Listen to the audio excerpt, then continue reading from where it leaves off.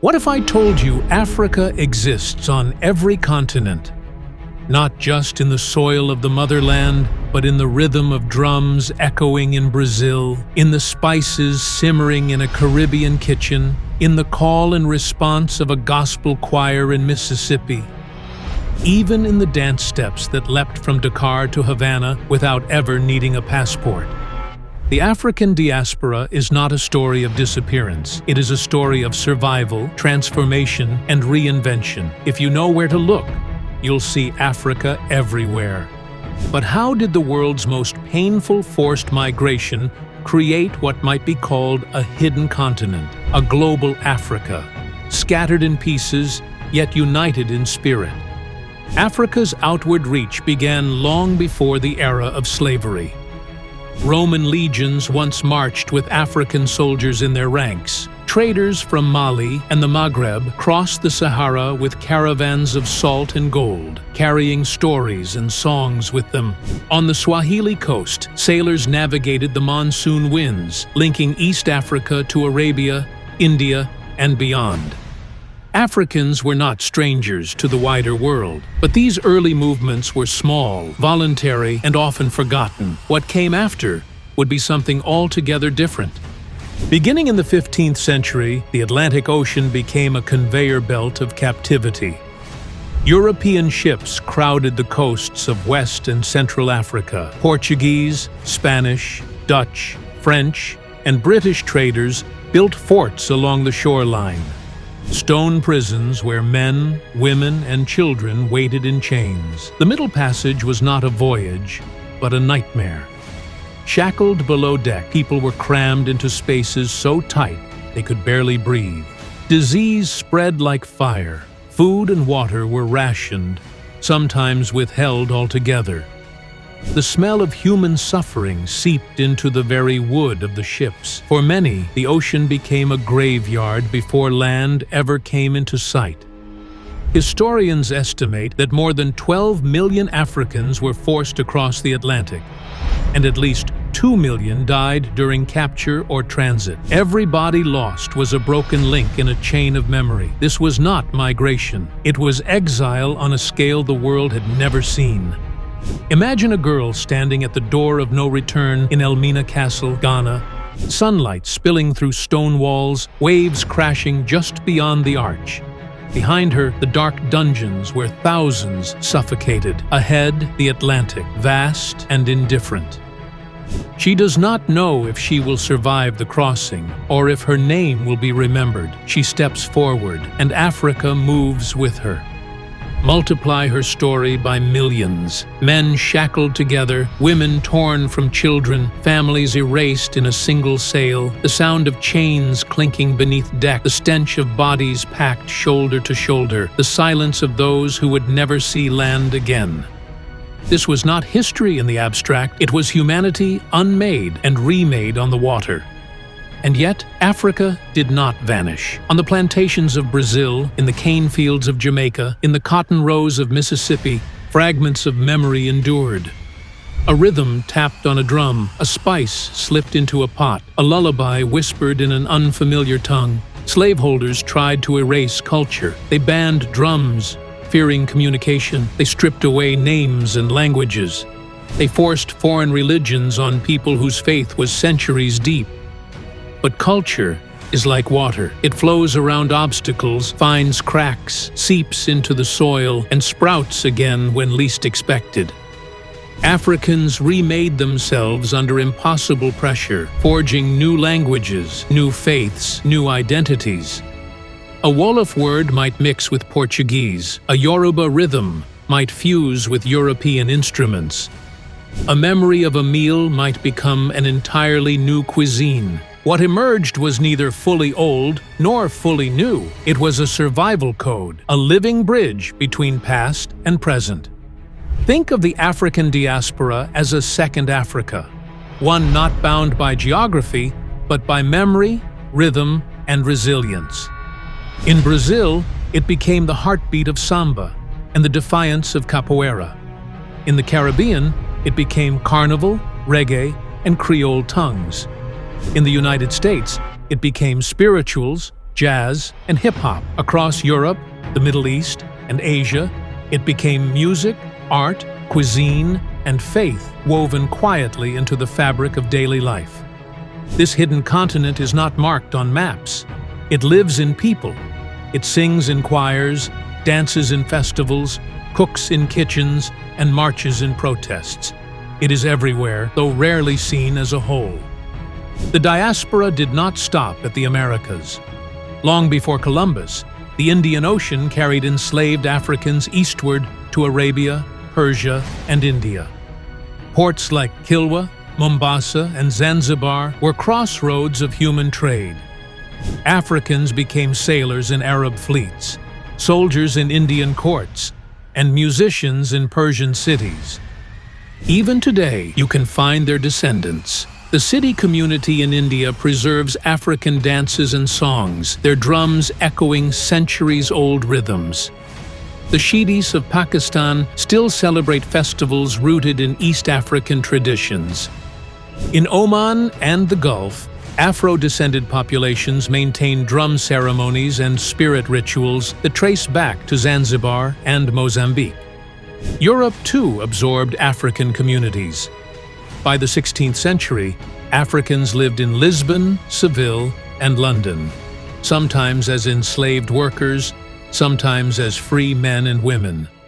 Over centuries, these small presences expanded, forming the Afro-European communities we see today in France, Britain, and Portugal. The diaspora, then, is not a single story, but a constellation of stories, scattered across oceans, yet tied to one source. Here lies the paradox. The African diaspora was born of violence, yet it birthed some of the richest cultural legacies the world has ever known. The same Atlantic that swallowed millions of lives also carried the seeds of jazz, samba, reggae, gospel, and hip-hop. The same fields of forced labor became kitchens of invention, where okra, rice, and black-eyed peas preserved the taste of home. The diaspora was never passive. It resisted, adapted, created. It turned suffering into culture, silence into music, exile into belonging. So when we ask, where is Africa? The answer is everywhere. To see it, you must follow the trails left in rhythm, food, language, and spirit. You must look to Brazil, where half the population traces ancestry to Africa. To the Caribbean, where whole nations rose from the ashes of slavery. To the United States, where African Americans turned pain into power. And you must look forward to the future of a global Africa still being written today. Because the diaspora is not a relic of the past. It is alive, it is unfolding, and its story is far from finished. If the African diaspora is a hidden continent, then Brazil is one of its largest countries. No nation outside Africa received more enslaved Africans than Brazil. From the 1500s until the late 19th century, an estimated 5 million Africans were forced to cross the Atlantic to its shores, more than to any other place in the Americas. By the time slavery was abolished in 1888, Brazil had the largest African-descended population in the world, second only to Nigeria. On the sugar plantations of Bahia, in the bustling port of Rio de Janeiro, Africans carried memories across oceans. They blended Yoruba chants with Portuguese lyrics, Bantu rhythms with European instruments. Out of that fusion came samba, once dismissed as the music of the poor, now celebrated as Brazil's national heartbeat. In backyards and hidden yards, enslaved men practiced capoeira, half dance, half fight, disguised under the mask of rhythm. What began as resistance is now one of Brazil's most iconic art forms, taught and performed worldwide. Religion, too, carried Africa forward. In Brazil's northeast, enslaved Yoruba and Fon peoples reimagined their gods through Catholic saints. What outsiders saw as Christian devotion often concealed candomblé. A faith where drums summon orixas, where dance becomes prayer, where Africa lives on beneath the surface. These practices were not only spiritual, they were acts of resistance. To honor ancestors, to keep memory alive, to say, we are still here.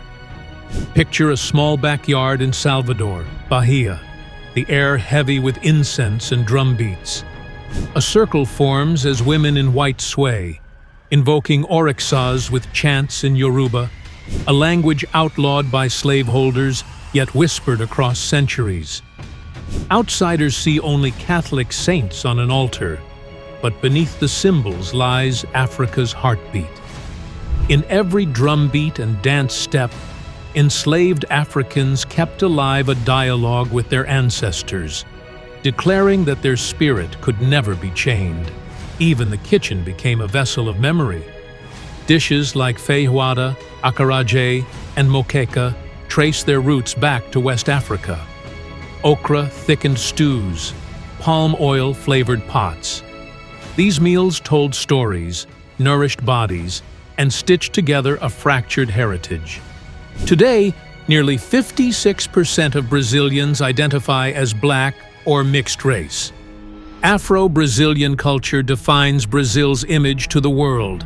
Its music, its dance, its cuisine, its carnival. But the legacy is not just cultural, it is political. From the Quilombos, runaway slave communities that resisted for centuries, to modern Afro-Brazilian movements demanding equity, Brazil's African diaspora is still rewriting the nation's story. Brazil proves the central truth of the diaspora. You can uproot a people, but you cannot erase them. Africa did not just survive in Brazil, it became Brazil. If Brazil was the largest harbor of the African diaspora, the Caribbean was its crucible. From Jamaica to Haiti, Barbados to Trinidad, millions of Africans were forced into brutal plantation economies. Sugar was the white gold that fueled European empires, and African labor paid its price in blood. The Caribbean became one of the harshest environments for enslaved people. Life expectancy on some plantations was so short that the enslaved were not expected to live long enough to reproduce. Yet from this devastation rose one of the richest cultural legacies in the world.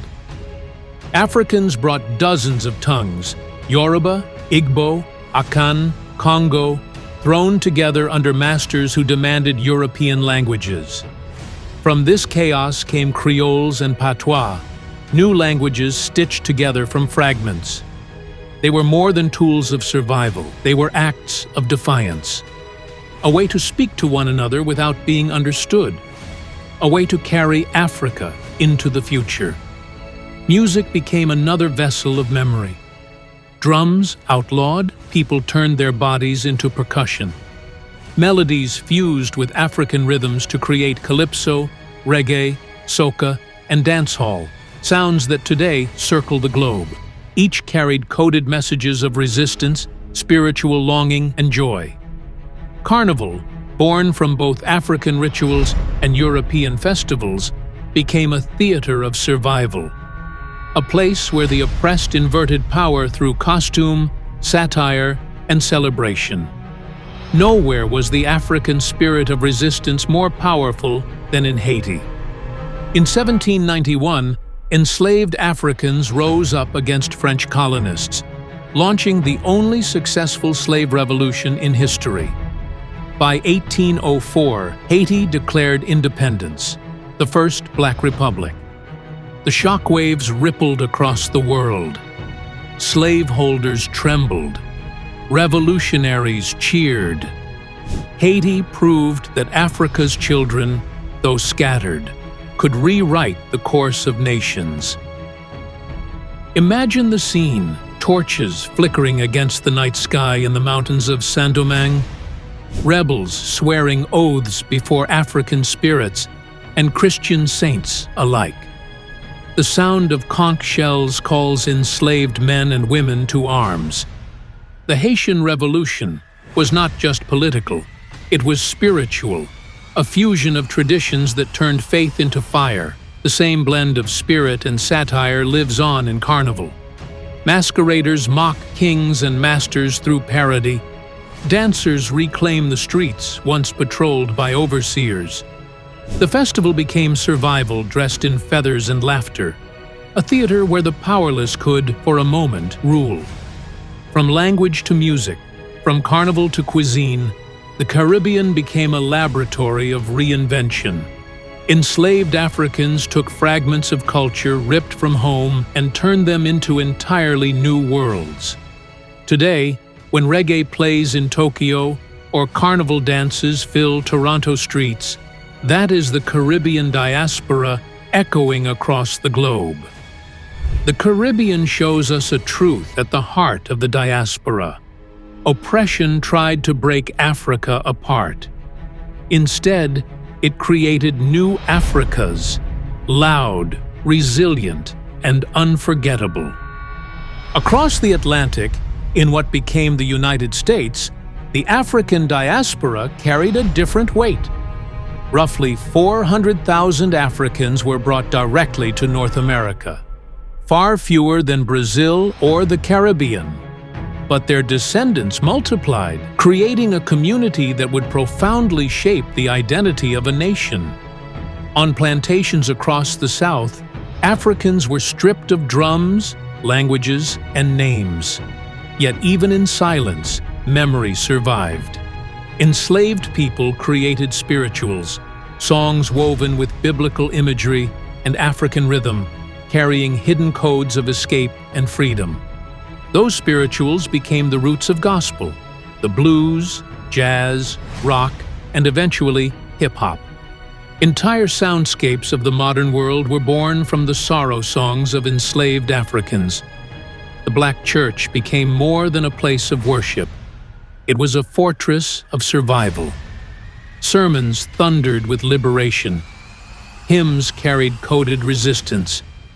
In its pews, communities found strength, strategy, and solidarity. Faith was not an escape from oppression.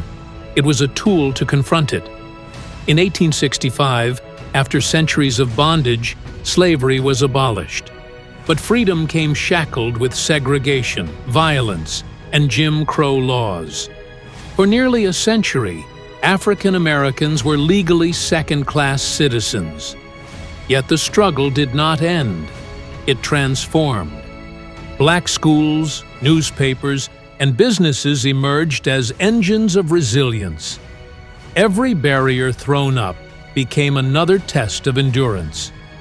By the mid-20th century, the United States was shaken by the civil rights movement. Leaders like Martin Luther King Jr., Malcolm X, Rosa Parks, and countless unnamed activists forced the nation to confront its contradictions. Their marches, sit-ins, and speeches were not just political, they were cultural. They carried forward the same spirit that had fueled rebellions in Haiti and quilombos in Brazil. The demand to be seen, heard, and free. Out of oppression came innovation.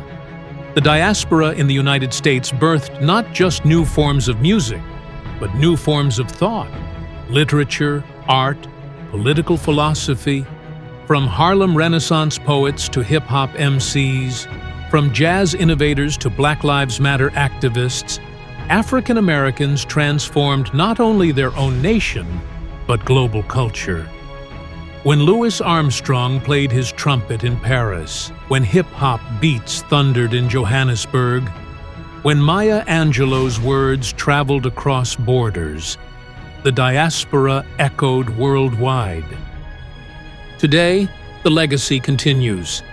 African immigrants bring new layers of identity. Somali families in Minneapolis, Nigerian tech entrepreneurs in Houston, Ethiopian communities in Washington, D.C. Their presence weaves fresh threads into the tapestry of African America, linking the old diaspora with the new.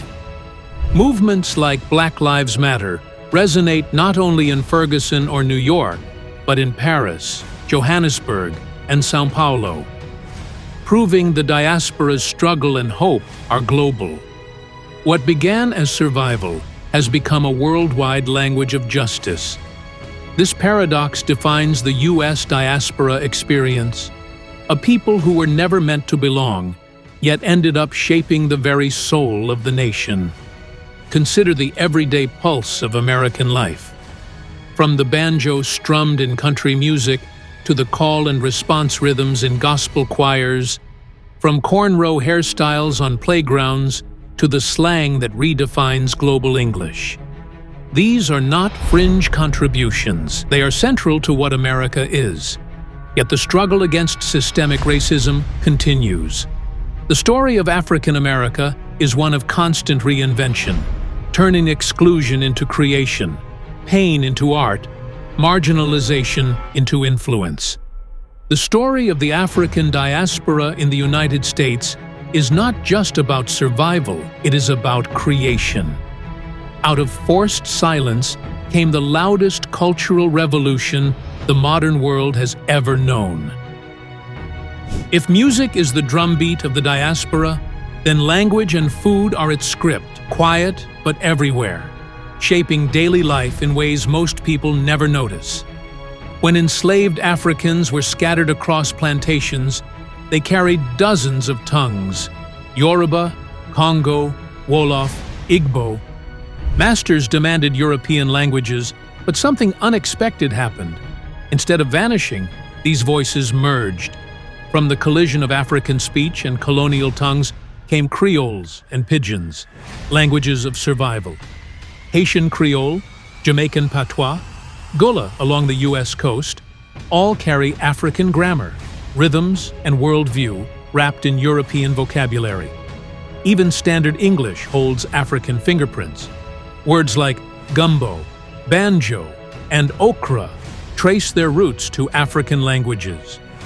Dialects such as African American Vernacular English carry cadences that mirror West African speech patterns. What seemed like broken English was in fact continuity. Africa speaking through new forms, language became a secret weapon. Colonizers heard one thing, Africans meant another. Words shielded resistance, carried humor, and created identity. Every Creole and Patois was a reminder. You can steal people, but not their voices. The kitchen became another archive of Africa. Seeds, spices, and recipes crossed oceans in the holds of slave ships. Africans transformed unfamiliar ingredients into dishes that carried the taste of home. Okra, black-eyed peas, rice, yams, sesame seeds, and millet were staples of African diets that found new soil in the Americas. In Louisiana, they became gumbo and jambalaya, echoes of jollof rice.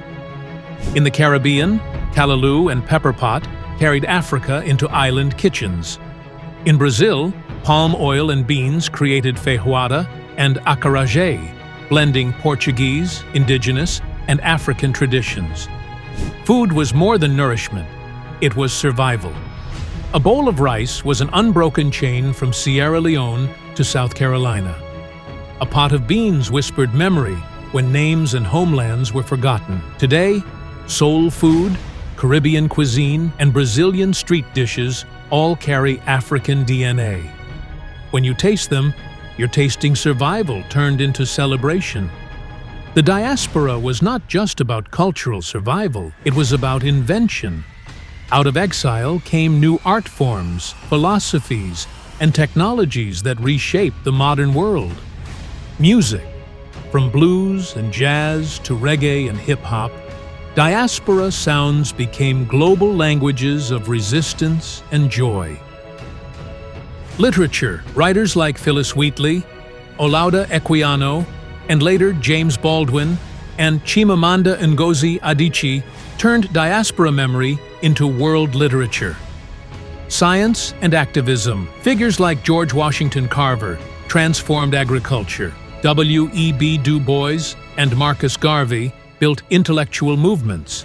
Modern African-descended entrepreneurs are reshaping technology and fashion. Everywhere the diaspora landed, It created something new, the constraint of exile forced invention. And innovation became survival, turned into leadership. Even the ordinary carries Africa's shadow. The banjo, now a symbol of American folk, was born from West African instruments like the akonting.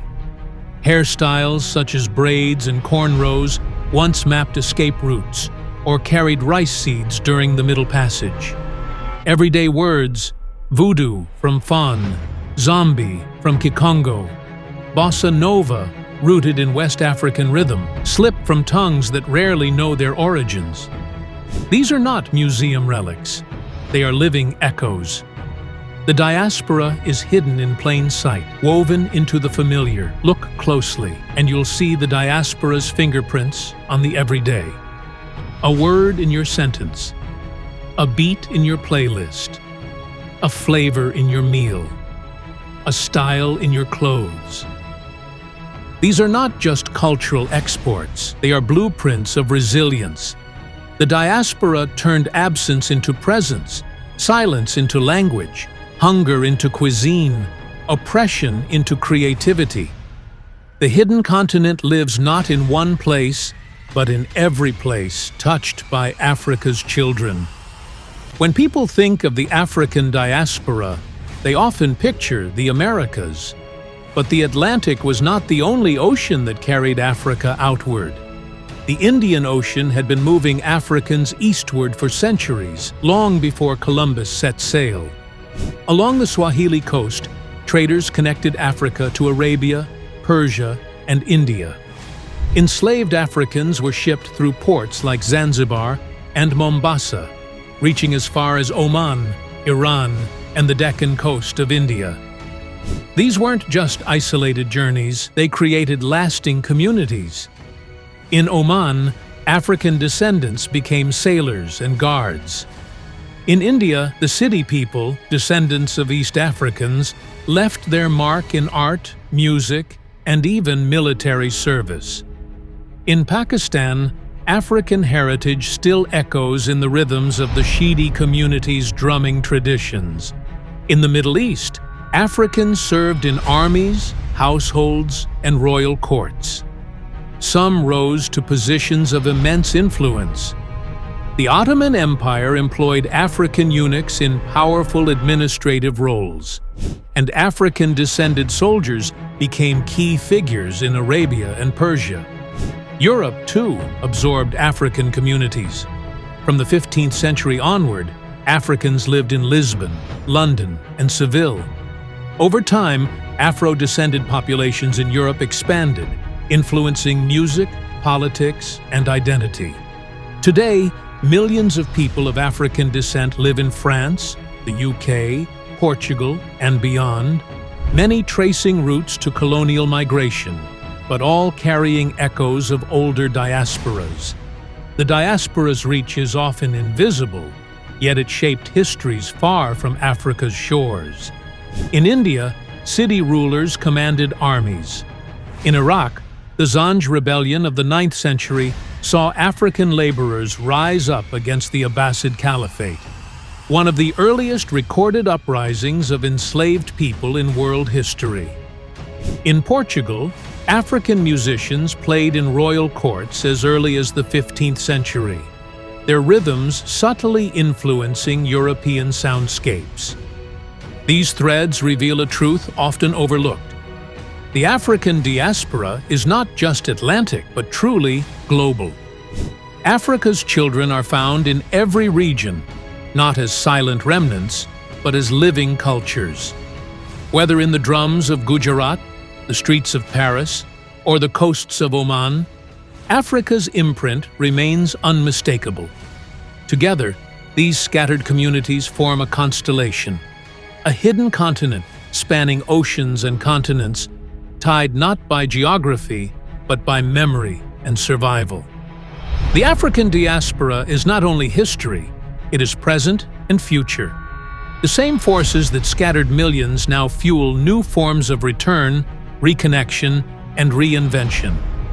In the early 20th century, leaders like Marcus Garvey and W.E.B. Du Bois began to articulate a vision of unity. They called it Pan-Africanism, the idea that Africa's scattered children, no matter where they lived, shared a common destiny.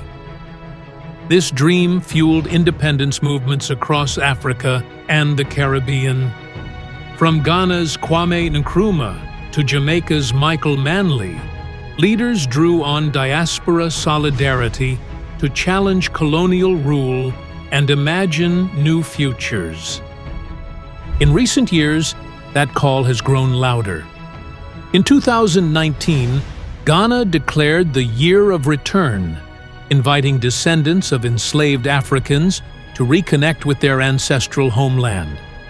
Thousands traveled back, some for pilgrimage, some for business, others to plant roots. The movement is bigger than tourism.